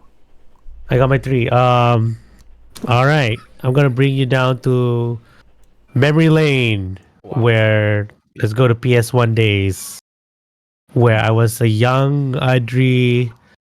Don't even know the concept of roguelike dungeon crawler. Sorry. Whatever. Roguelike and roguelite. Is there difference? Roguelike. Oh, good question. I don't know what's the difference. There's roguelike and there's roguelite, right? So there's 2 versions of it, right? Okay. It's like Souls-like and Souls-light, right? It's the same time. Okay, like I would say, if it's like that, Dungeons of Hinterberg is Souls-light. Flintlock is Souls-like. Okay. So... Wow. Okay. Souls-like? Yeah. So anyway, light sorry, just quick. LITE pretty much means a lesser version of something, right? It's an easier version of something, but it's okay lah. I mean, we just talk about as long as it's got procedurally generated stuff like that. It's fine. Yeah. No worries.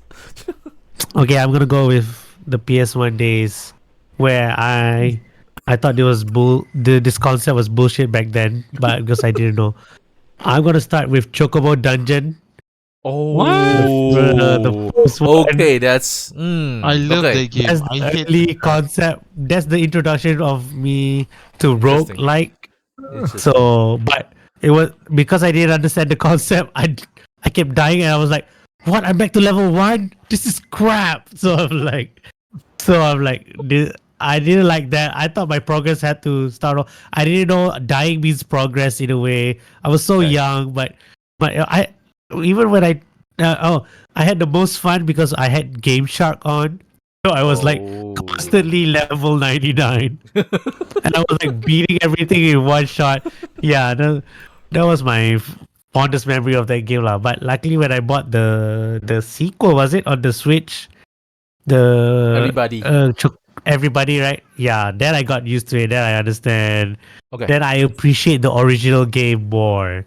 And I wish I could play the original game again properly without Game Shark. And because I gotta give it to Chocobo Dungeon for introducing me to that concept of roguelike, even though I didn't know what that is. So shout out to Chocobo Dungeon, man. Yeah, okay, second one. Think of it, the other like Pokemon Mystery Dungeon similar thing as well. Okay, cool. Yeah, I'm gonna okay, second one is Dead Cells. Dead Cells, good. It got me addicted for a while. I didn't stream it much because usually I would play it off stream after I play one game.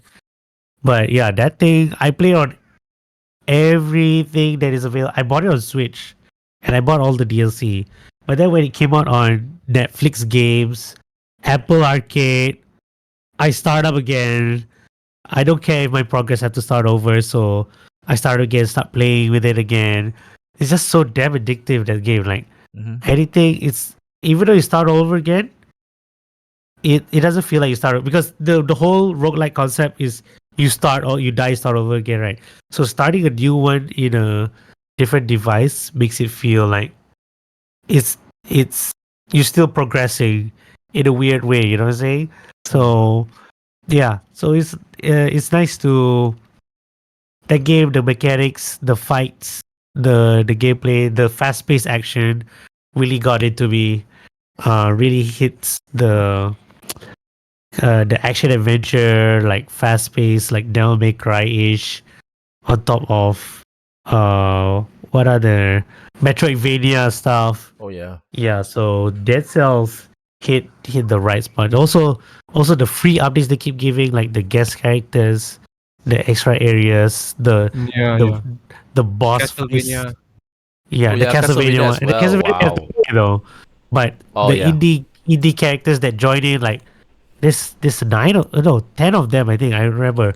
But yeah, once you unlock them is pretty cool. So the nods to every other popular indie game they included for the longest time. Yeah, this game was updating for the longest time up until the Yep, yep. Castlevania one was last year, right? Yep. So Correct. I think Pretty that was the recent. last update, I believe. Long lifespan this So game has. long lifespan lah. So and it has new life in the mobile games some more. So yeah, long live Dead Cells. Ironically saying that, yeah, long live Dead Cells. So Long-lived yeah, dead cells. Interesting. all right. So my last game. This is a game I also was involved in back when I was in Streamline. It's Returnal. Oh, Ooh. obviously the triple A Return roguelike. the AAA roguelike, which is pretty good actually. I got into it. I got back into it a few weeks back. To try out, like, because my friend invited me to play, but I haven't played with a friend yet. But I was trying to improve myself, and somehow it's the action is addictive, the level design, the revenge system where you avenge a dead player's body and then you gain more rewards for beating the enemy that killed them. Like it's interesting. The storyline is pretty good too. Like the lore is scattered all over, like the sound, the was that recorder, and then the elucidation of the main character's house in the space, in the alien planet is super intriguing. Like I really want to progress further and see how this story ends, but only problem stopping me is just skill issue. Oh It's yeah, I like mean like every Yeah, it's yeah, tough game. you gotta dodge and everything. But Change your seal. Yeah, yeah. the progression is pretty good lah. Like each weapon, even though there's like I don't know. So far, I found 3 weapons, but each weapon has their own like passive ability. And then once you kill enough aliens, you master it, so it become a permanent thing. So the progress system is pretty subtle, but it's there. Like it's not shoving in your face, right? The upgrades and the good twist that the upgrades, some upgrades also give you downgrades, malfunctions they call it, yeah, suit malfunction to the suit, and then they give you some conditions for you to get rid of malfunction, like open a treasure chest or don't get hit for 5 seconds, that kind of thing. So it's very interesting. It makes the game more challenging and more uh replayability in a way. So yeah, shout out to Returnal. Not because I work on it, but the game itself is just pretty good, and storytelling, atmosphere, gameplay all hits the right spot for a AAA roguelike game. So yeah. Definitely agree. I definitely agree. Returnal is based on the gameplays I've seen, right? It looks a lot of fun, a lot of things happening on screen also. Yeah. You have to Yeah. be real skilled. Like, how do you say is you have to be really skilled, or else you're Yeah. gonna get punished real bad. Especially when But it comes luckily to they give you a free co-op mode, so you oh can like bring in yeah, some people who experienced people to help you out. which reminded me of another game. I'm not sure you guys go include yours in yours or not. If you got, please excuse me lah. Sorry about that. Reminded me of another game which is Risk of Rain 2. Oh, okay. Risk of A Rain 2. lot of Yeah. things happening. I got addicted to it as well, just to mention it. Right, move on to Reese. You can choose. Here with us, Sure. roguelike Uh, games. Well, for my I think selection, there are a couple of them that I really love, but roguelike has been really popular since last uh couple of years, especially with handheld kind of uh, I think options that's available. As mentioned, there's a lot of it. I think my three favorites. I'm gonna start off with Spelunky. I don't know whether you guys played Oh, Spelunky before. Spelunky, one of the OG, if I'm not Yeah. wrong. Yes, one of the earliest one. So it's did we lost Adri? I think so. Okay. No worries. We'll see you when you come back. That's a really odd kind of pause that we have. Okay, anyway. Yeah, Okay. Spelunky, heard of it. Spelunky is pretty amazing. I think it requires you to learn to adapt to a lot of trial and error, especially with some of those stages where you are required to speed through it, right? So I think Spelunky is pretty amazing. Okay, and then between the first one and the second one, so I always had trouble to decide which one is gonna be my most favorite. Okay, but I think I'm gonna make it a call. So I think my second favorite is Hades. Hades, okay. Hades, it's Hades. I call it Hades. All right, so Hades, it's a pretty amazing roguelike, especially the with the perspective that you're getting from the game. Unlike a lot of those that I've been playing, like Dead Space. Sorry, not Dead Space. What was that? The one that Adri mentioned. Sorry, the one that Adri was talking about just now. Was it? About Dungeon or Returnal? No, the Castlevania one. I forgot the title. Dead Dead Cell. Cells. Dead Cells. Dead Cell. Alright, Sorry, nice. Dead Cell. So Hades is it's it's one of the roguelike that I thought they managed to do the story pretty well. As you guys know, I'm not a really story kind of guy, but somehow Hades managed to deliver on those, and it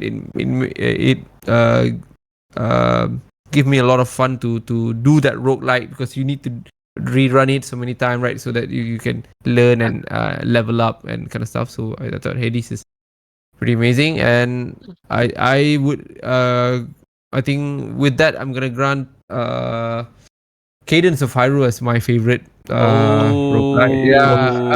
Obviously. Why didn't we think about it? It's a Zelda game.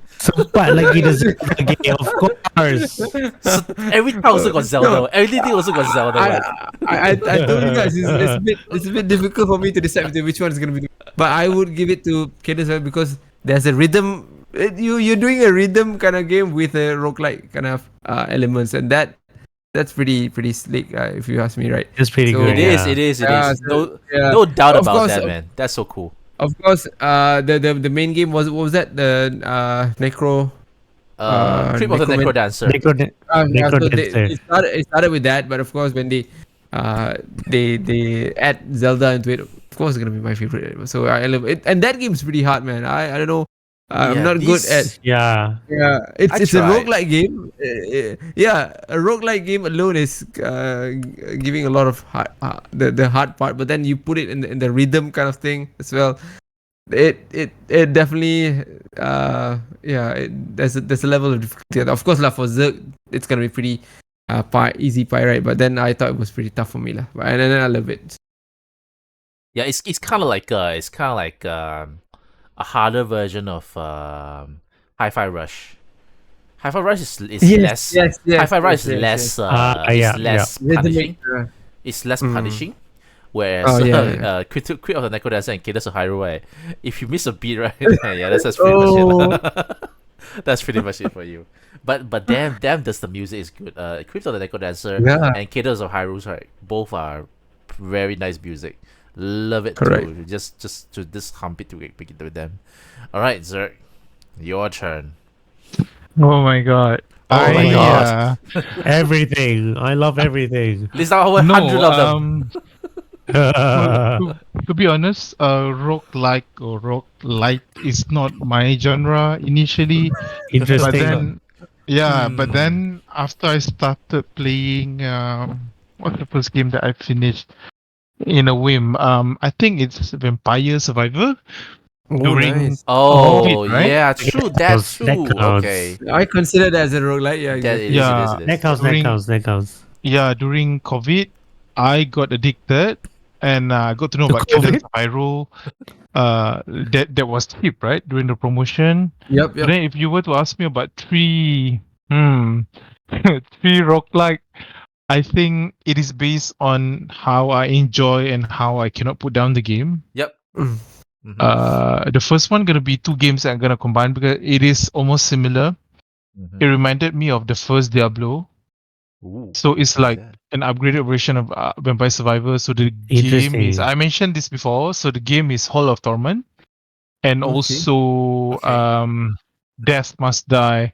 Why? Because after I played the game, I feel so excited. I was telling my friend, I told them, hey, you know what? This game is so cool, so good, so cheap. It was on promo, if I'm not mistaken, 30%, 40% discount. So it's only like less than 20 ringgit during that time. So we purchased, it became a chain reaction where more than 20 of us played the game. I was like, wow, this game is that good. Most probably because it's very easy to finish Easy. and you just walk around, collect some stuff, and get a variety. You don't get frustrated so much, which which is the problem that I got initially with roguelike. For example, Returnal that Adi was saying, because the game is difficult, man. So It hard. is. Yeah. I love So hard. because I love to Crazy. collect the parasite, because for me high risk high reward kind of thing. Yeah. I love to do that, but keep on dying will frustrates you. So Yes, it Exactly. does. yeah, it will, right? It will. I recall that game, man. Those are the, I would say it's One of the first uh PS5 game. Yep. Oof, that was tough. yeah, it's like a treat for you to play a game. So I treat rogue like that. The other game that I would put on the list, I don't remember what's the name of the game, but it's the first game that I purchased in Nintendo Switch digitally. Mm-hmm. Okay. It's a card game actually, but basically it's Slay a the Spire? story. Fire? No, Slay the no, Spire? it's not. I have no What idea game is what's that? the. I, Can I'm describe. I'm actually charging my Nintendo to find out what's the name of the game, but I cannot. Uh, My Nintendo is still charging. I try to find inside my email, just like basically it's just a game about father and son. The father is trying to get the son out from the winter. So what they need to do is they try to go through few stages of sacrificing people, what the sacrificing fish? food. What game is that? I Yeah, wanna know. Oh, I've heard about that game. I think I've heard, what was that? yeah. I have no idea what game was that. It comes It through was my recommendation. So what I did, I just purchased. It's a card game basically. So one yeah, people, yeah, is it yeah, you sacrifice a card yeah, I What recall game in that. is favor that? of food or Lamb water. of the what? Was It it looks so funny. It sounded so What game funny, is right? that? I wanna What know. the heck, Zerg? Lamb of something? If I'm not mistaken, was it? I know. I can't remember. Cult of the I can't Lamb is it? remember. Cannot be what? No, it's not. I What can't was it? remember. My Switch is still Uh, charging. God Okay. damn, that We sounds. should play a game like Polly explain the game, and then we'll be like, "What the heck are we saying?" Yeah, that is how the gameplay is. So basically, yeah, I know. winter or Wait, frost or whatever. father and son sacrifice what? I'm gonna Google Come again? this. Come again? That sounds Uh, amazing, but get ready for it to be not like that. Will it be? okay, so basically, it's a card game. Yep. I would say it's a survival solo Card card game. game. So Yeah, Basically, game. it revolves around deck building, alright? Uh-huh. yeah, deck building. I So recall that. what Yeah, I is so recall that. unique? Yeah, what is so unique about the game is the one that Oh I my mentioned to God, you guys Zerg. lah. basically you need to have resources, weapon, ideas. So basically, you need to make some sacrifices for you to go further. I don't know what else to say, but that is how it So works. curious, It's a very where simple. the What Yeah, the it's a hell very is that? simple, fun gameplay for me. But you are doomed. It has a good balance between hard, but you keep on wanting to play more and more. Very quick, you can just finish it off within 5-10 minutes per run. So it's a good game for me to play in a flight and things like that. is it Loop So Hero? Is it Loop Hero? It's not Loop Hero, is it? no, it's not.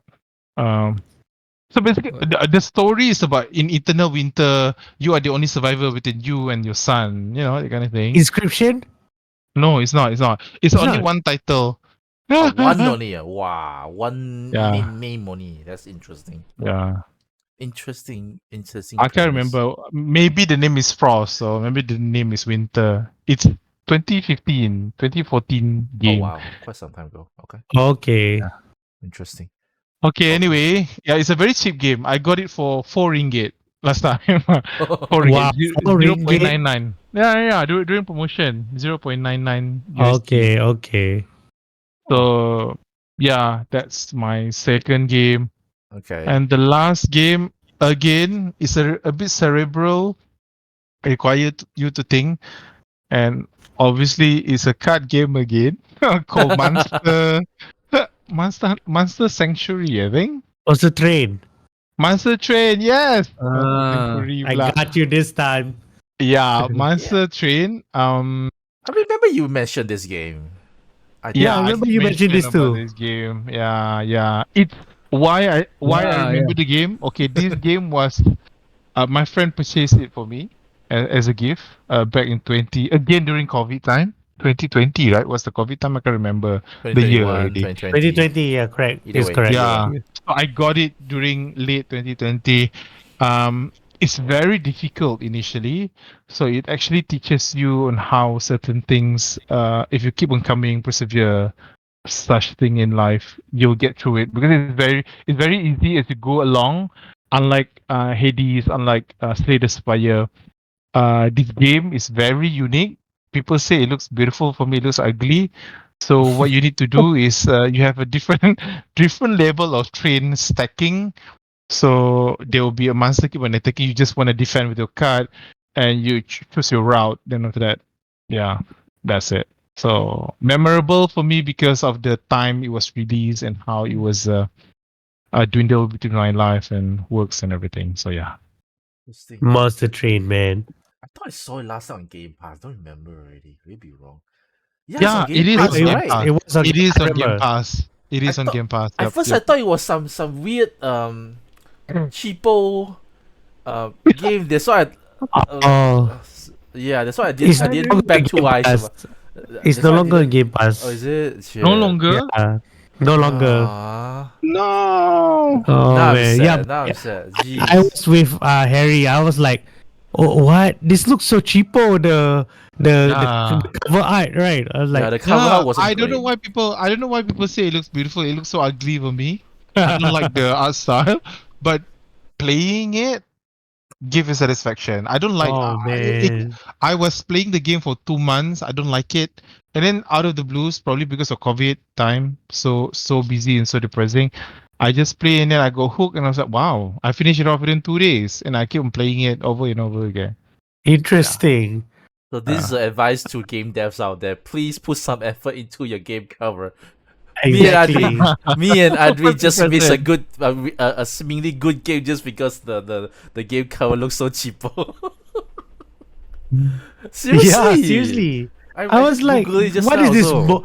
What is this mobile port doing in this Xbox console Game Pass? Mobile phone. What the Yes, It yes, looks like actually. a mobile game. Yes, But- exactly. But yeah, once Zerg, if I met Zerg very early, like when we had the Xbox, Harry, remember that the Gamers Hideout lent us the Xbox and the Game Pass. Like Yeah. he was there, I saw it. I was like, "What is this monster stream? Why is the title so straightforward and the look looks like a mobile game?" So I there's couldn't one. laugh. I think that the was it the box art or something. It looks a lot like that. What do you call that? Uh, the game with the amiibo kind of thing. I forgot what was it. The last time we had this monster that Skylanders, is it? yeah, Skylanders. Oh Yeah. wow. Oh yeah, it could be as well. Yeah. Yeah, yes. The box art right look a lot like. I was like, okay, I remember I know. Skyland. I remember They had Skyland the, because I have like 2 they figurines had of the that. orange and blue. They had the typical orange and blue color scheme that you see in most games and movie posters. Is there. That's why we're like, oh. So seriously, invest on better game art. Seriously, it could you know push people away if it's not done well. It's the perfect Yeah. example. Just right, me and Adri is the perfect example. We didn't play your game just because the game art is terrible. Despite Anyway, being free. So close. despite So being close free, though. yes, close. correctly. And I mean, in a way, what Zergg says, like, besides free, right, is for when it comes to a Netflix kind of a Game Pass that like that, the first impression is always very important, especially like if you want to compete even with the AAA ones. If your game art wasn't great, right, then don't even think about people's gonna bat another eye on your game already. You'll just be as like some be put to the back corner, not being looked at anymore. So there are a lot of games like that. I realize there are a lot of not really good game covers in Game Pass that we just pass through. But anyway, that's all the time we have for today. Thanks everyone for the pretty good opinions and inputs and stuff. So thank Adri, Reese, and Zerg for being here. We will be back next week for another episode. I think it's anything happening next week. Tokyo Game Show when? Anything? Was it Tokyo Game Show? Evo is happening this weekend. So might some fighting game news coming up. Hopefully there's some pretty So, cool things happening from Evo and some other stuff happening next week as well. So we'll see you all in the next episode and have a good weekend. Bye bye. Bye. Bye. Good night. Thank you.